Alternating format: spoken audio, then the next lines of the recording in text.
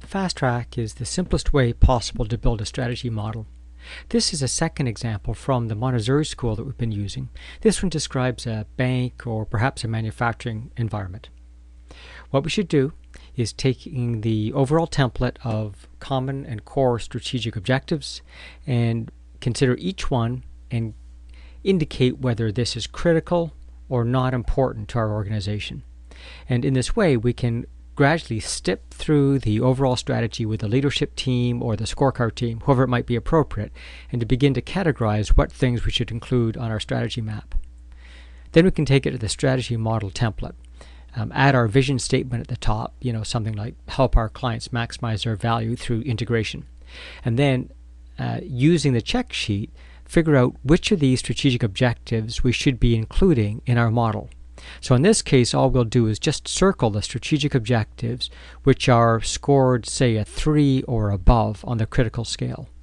So for example, making better use of our assets doesn't get a very high score, and so we're going to leave it as a dotted line on the strategy model template. Going through this process, we can identify which strategic objectives we need to work on. Other ones which are unimportant we'll drop. So now that we know which objectives we need to work on, we can then work with the team to develop the appropriate wording. We're again just trying to keep it simple, a verb and a noun. So increase multi-product customers would be an example.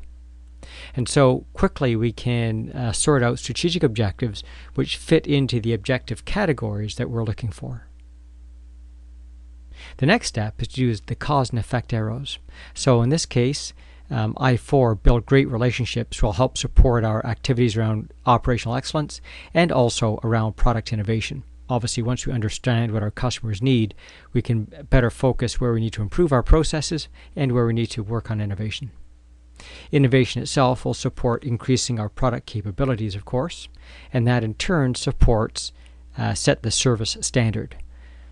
Operational excellence will also support set the service standard and also support building the brand. Setting the service standard supports reducing cost per new customer acquired, which supports the overall increased multi-product customers, as does the brand. During the next step, we'll work on the weighting.